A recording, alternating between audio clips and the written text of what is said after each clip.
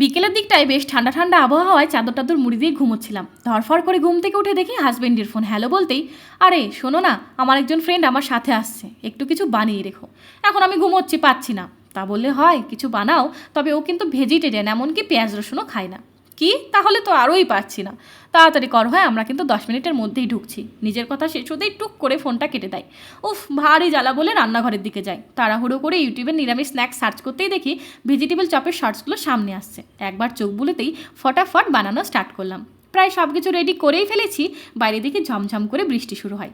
10 মিনিটের জায়গায় 40 মিনিট হয়ে যায়, তবুও দেখি ওনার আর ওনার ভেজিটেরিয়ান বন্ধুর একেবারেই পাত্তা নেই। উপায় না পেয়ে বক্সের মধ্যে চপগুলো বন্দি করে ফ্রিজের মধ্যে ঢুকিয়ে দিলাম। প্রায় 1 ঘন্টা পর বেলের আওয়াজে গেট খুলতেই দেখি দুজনে কাক ভেজা হয়ে উড়ে এসেছে। ওরা ওদিকে হাত মুখ ধুতে গেল, আমি এদিকে চপগুলো ভাজতে শুরু করলাম। গরম গরম ধোয়া ওঠা চপগুলো ভেজিটেরিয়ান দাদাকে দিতেই এক কামড় দিয়ে বলে, বাহ ভাবিজি, আপনি তো কামাল কর দিয়া।